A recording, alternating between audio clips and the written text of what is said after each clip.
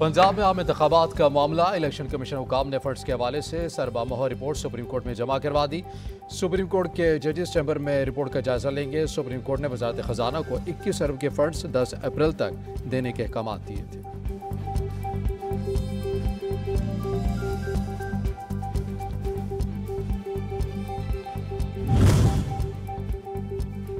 Supreme court practice and procedure act 2023 supreme court में challenge. Supreme court के rules बनाने का इख्तियार सिर्फ सुप्रीम कोर्ट को ही हासिल है।